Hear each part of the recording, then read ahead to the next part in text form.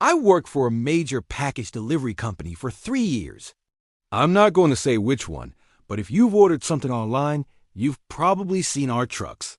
I started in 2016, right out of high school, and worked until 2019 when I switched to a job in a warehouse. I was assigned to a rural route outside of Eugene, Oregon. Mostly farms, some scattered houses, a lot of gravel roads and long driveways. The route took most of the day to complete, especially during the holiday season when package volume was insane. Most of the people on my route were friendly. I got to know the regulars, the families who ordered stuff constantly, the older folks who'd wave from their porches, the people who left out water and snacks for drivers during the summer. It was a good route. I liked it. But there was one address I hated delivering to. It was way out on the edge of my route, down a road called Rural Route 9.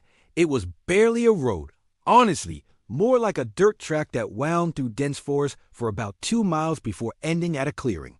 In the clearing was a house. It was an old farmhouse, 2 stories, white paint that had faded to gray. The roof sagged in a few places. There were a couple of outbuildings, a barn that was half collapsed, and a storage shed with a rusted metal door. The property had a chain-link fence around it, about 6 feet tall, with a gate that was always open. The weird thing about this house was that I never saw anyone there.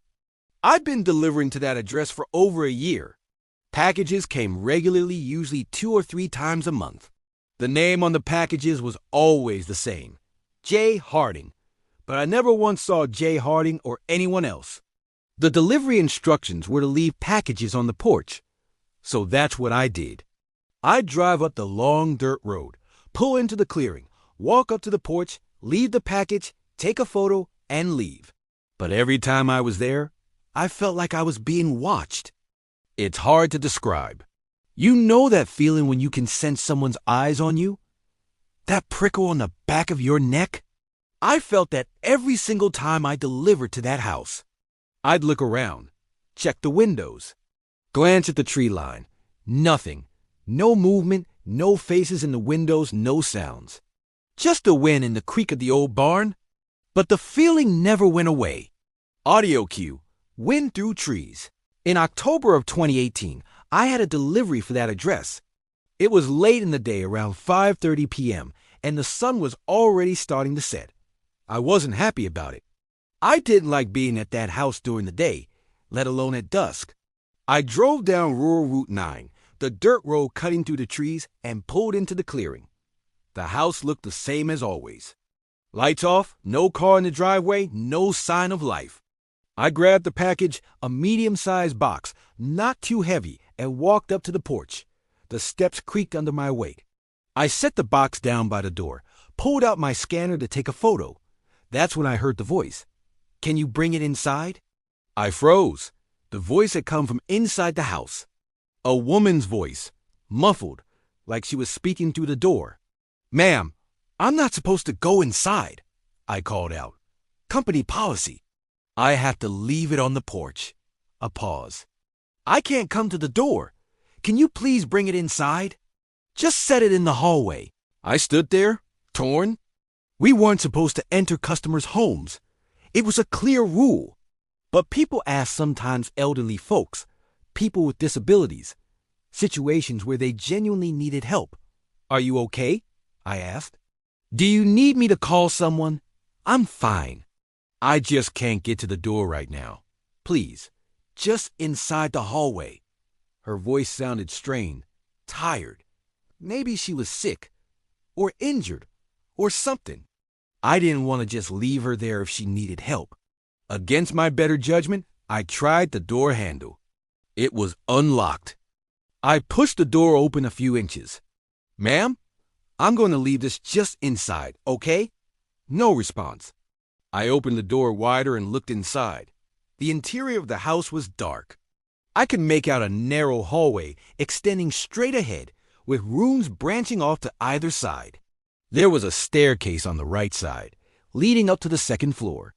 The walls were covered in old floral wallpaper, peeling in places. The floor was wood, scuffed and dusty, and it was completely silent. "Ma'am?" I said again. Nothing. I set the package down just inside the door, right on the threshold, and stepped back. That's when I saw the photographs. On the wall of the hallway, maybe 10 feet from the door, there was a series of framed photographs. Even in the dim light, I could make out what they were. They were pictures of delivery drivers. Different people, different uniforms. Some were UPS, some were FedEx, some were USPS, some were from food delivery services. The photos were candid people walking up to the porch, people carrying packages, people standing at the door, all taken from inside the house, looking out. There were at least a dozen of them, maybe more, arranged in neat rows on the wall. Audio cue, heartbeat, my breath caught in my throat. I backed out of the doorway and pulled the door shut. I turned and walked quickly back to my truck, forcing myself not to run. As I was getting into the driver's seat, I glanced back at the house. There was someone in the upstairs window, a figure backlit by faint light from somewhere inside. Standing perfectly still, looking down at me, I couldn't make out a face.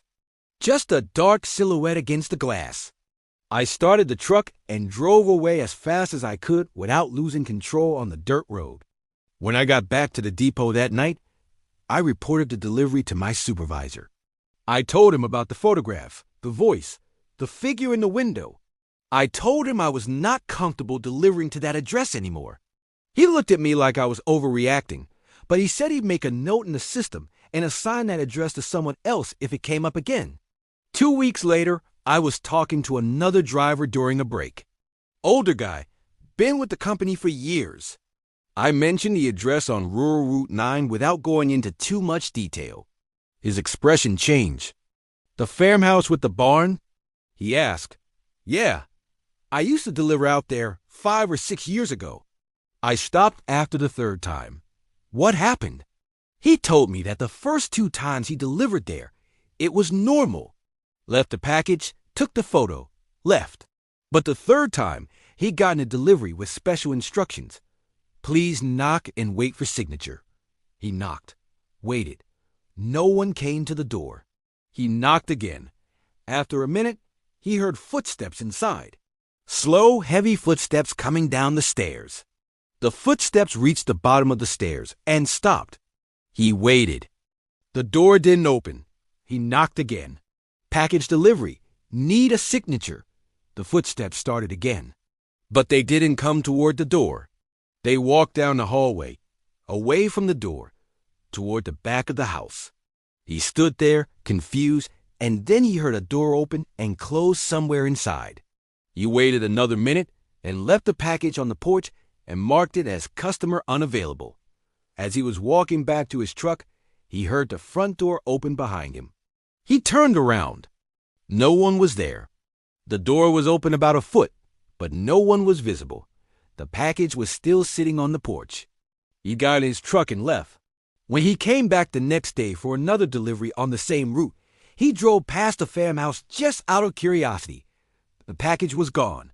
The door was closed, but there was something new. Sitting on the porch railing, right where he'd stood the day before, was a Polaroid photograph. He stopped the truck and walked up to look at it.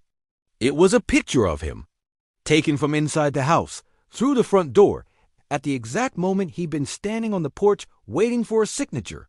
In the photo, he was looking directly at the camera. But he didn't remember seeing anyone in the doorway. He didn't remember the door being open. He took the photo with him and never delivered to that address again. I asked him if he still had the photo. He said he threw it away the same day. He didn't want it in his house. After that conversation, I made it clear to my supervisor that I would refuse any deliveries to that address, even if it meant getting written up. He reassigned it. I don't know who delivers there now. I don't know if the photos are still on the wall inside that house. I don't know who Jay Harding is, or if that's even a real person. But I know that I will never go back to that house. And if you ever find yourself on a delivery route in rural Oregon, and you see an address on rural Route 9, do yourself a favor. Leave the package at the gate. Don't go up to the house. And whatever you do, don't go inside.